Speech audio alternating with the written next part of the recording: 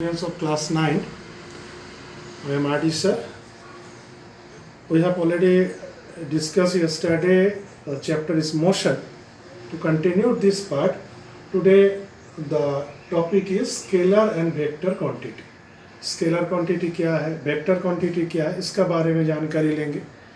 Scalar quantity है बच्चों जिसका magnitude होता है, मतलब मात्रा, कितने किलोमीटर रन कर रहा है गाड़ी, ये शो करने के लिए सिर्फ मैग्नीट्यूड. अगर वेक्टर क्वांटिटी क्या होता है जिसमें दोनों मैग्नीट्यूड एंड डायरेक्शन कितने जा रहे हैं, किधर जा रहे हैं, ये दोनों को अगर एक्सप्रेस करना है, समझाना है तो वेक्टर क्वांटिटी का यूज करते हैं.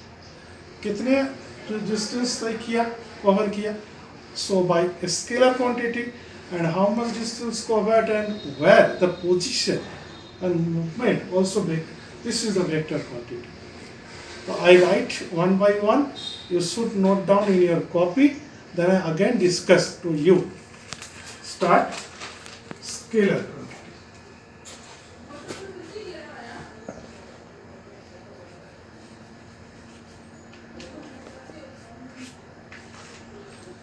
The note down all of you properly.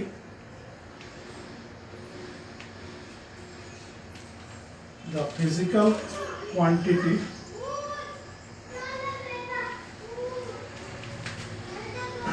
which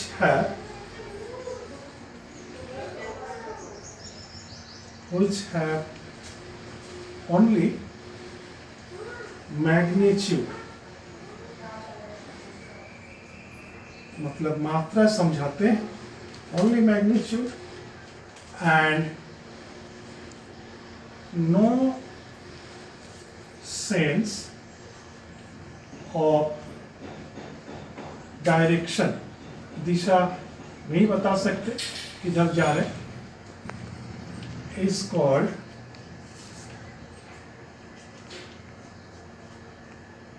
scalar quantity.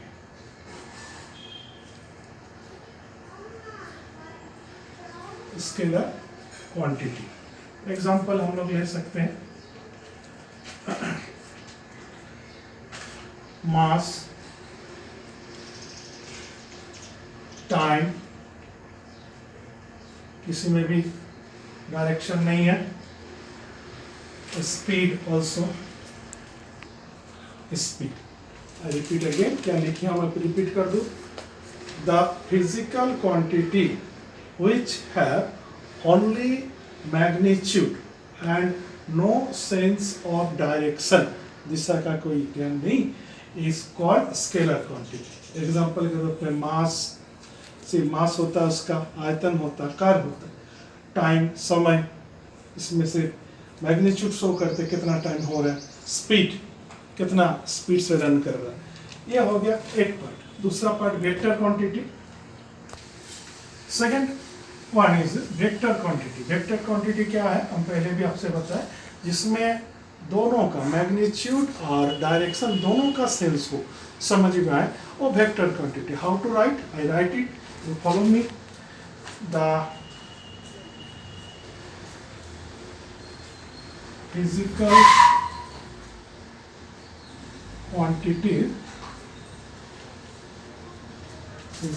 Quantity which have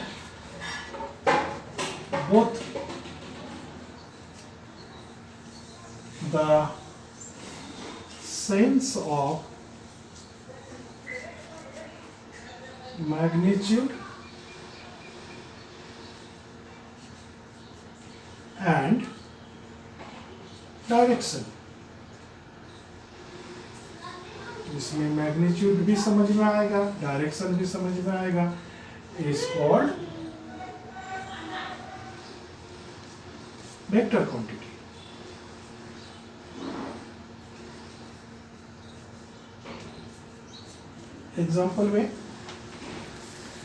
example में हम लोग ले सकते हैं वेलोसिटी. कल भी हम लोग डिस्कस किए थे वेलोसिटी, जिसमें डायरेक्शन शो करता है. displacement,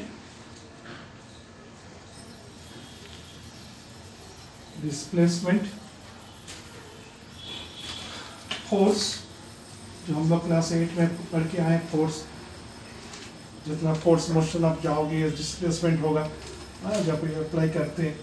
तो ये वेलोसिटी डिस्प्लेसमेंट फोर्स, ये एग्जांपल हो गया वेक्टर क्वांटिटी का।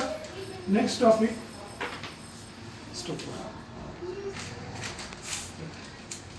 नेक्स्ट टॉपिक है डिस्टेंस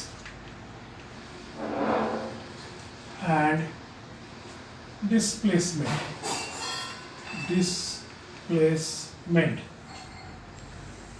तो डिस्टेंस क्या है और डिस्प्लेसमेंट क्या है यह समझेंगे। डिस्टेंस मतलब टोटल दूरी तय किया, कोई ऑब्जेक्ट ने कोई ऑब्जेक्ट अगर कितना दूरी तय किया, इसका टोटल जो होगा, एक्चुअल पाथ जो होगा फ्रॉम इनिशियल से फाइनल तक, वो हो जाएगा डिस्टेंस। बात रही डिस्प्लेसमेंट का, डिस्प्लेसमेंट होगा the shortest straight line, shortest straight line जो दूरी होंगे वो हो गया डिस्प्लेसमेंट। हम नोट डाउन कर रहे हैं, अब भी इसको फॉलो अप करो। पहले distance,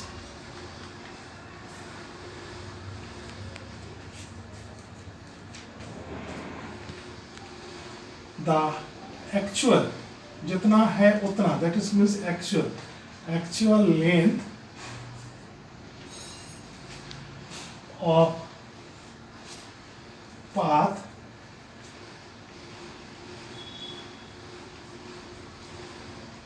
covered by moving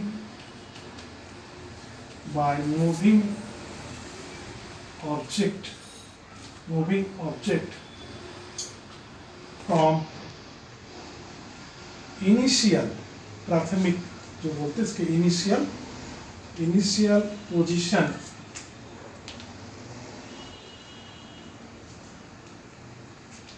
to final position,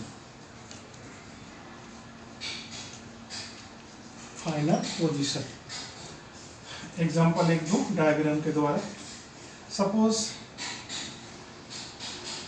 this is a path A B C D. कोई ऑब्जेक्ट ए से चलना चालू किया, बी तक आया, बी से फिर चलने लगा, सी तक आया, सी से फिर चलने लगा, डी तक पहुंचा, डी से फिर ए तक आया। तो इनका टोटल डिस्टेंस क्या हो गया? टोटल डिस्टेंस क्या हो गया? A B plus B C plus C D plus D A. मतलब ए से बी तक, बी से सी तक, सी से डी तक, डी से फिर ए तक, ये टोटल डिस्टेंस कवर किया। ये हो गया डिस्टेंस का डेफिनेशन। एक बार फिर से डेफिनेशन की तरफ, the actual length of the path covered by moving object from initial position to final position. Next one,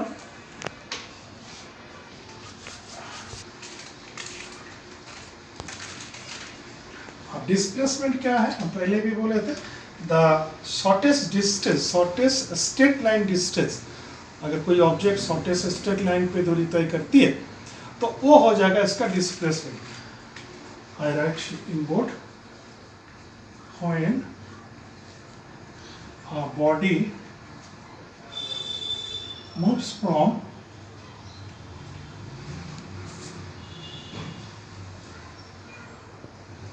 one position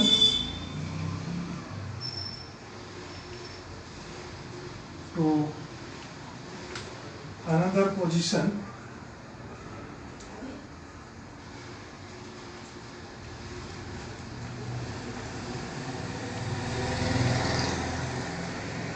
position, the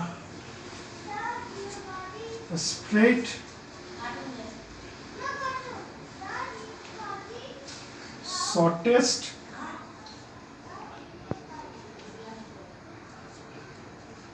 line, straight shortest line distance is called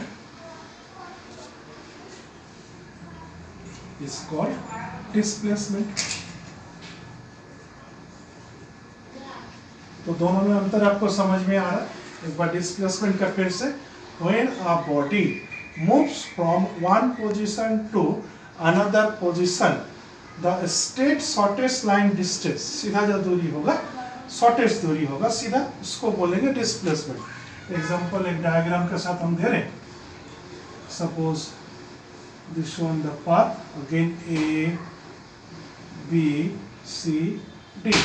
अगर किसी object को B से चल के सी होते हुए D तक पहुंचना है, बी से, फिर से बोलो, 20 पॉइंट से चल के सी से होते हुए डी पॉइंट तक चलना है, तो इसका डिस्प्लेसमेंट हो जाएगा ये बी डी। तो डिस्प्लेसमेंट ये हो गया B D is shortest line हो गया, ये शॉर्टेस्ट लाइन हो गया displacement.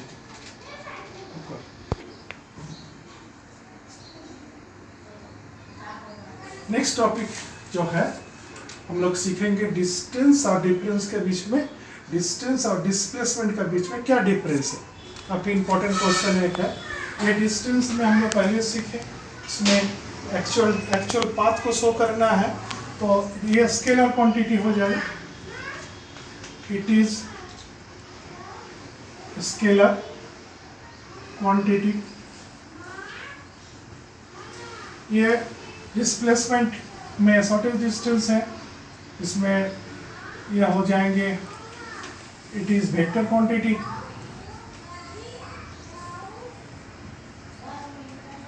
Vector quantity. Second point आएगा इट्स वैल्यू। डिस्टेंस कभी जीरो नहीं हो सकता, हमेशा पॉजिटिव रहता है, प्लस भी जाता है, तो it's value always be positive, its value always be positive, ये पॉजिटिव में जाएगा। इधर क्या होगा, डिस्प्लेसमेंट शॉर्टेज डिस्टेंस होने के कारण इसका वैल्यू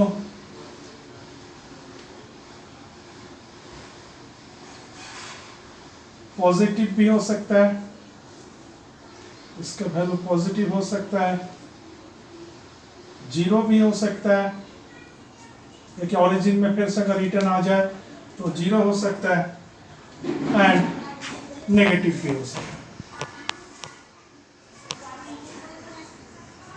नेगेटिव भी हो सकता है।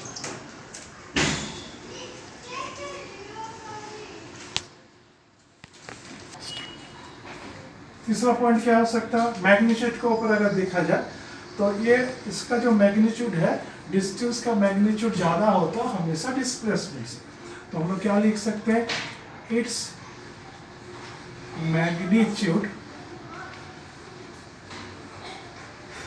Always greater than displacement.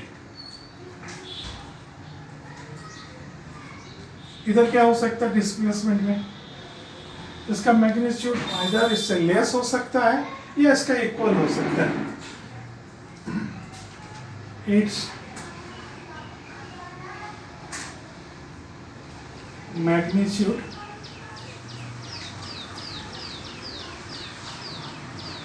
Always less or equal to distance।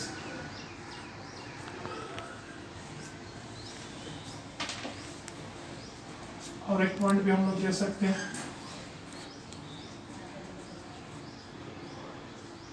Distance never zero, distance का भी जीरो हो ही नहीं सकता। और पॉइंट इधर डिस्प्लेसमेंट में भी जीरो, डिस्प्लेसमेंट अगर ओरिजिन पे आ जाए तो ये जीरो हो जाएगा, डिस्प्लेसमेंट में भी जीरो।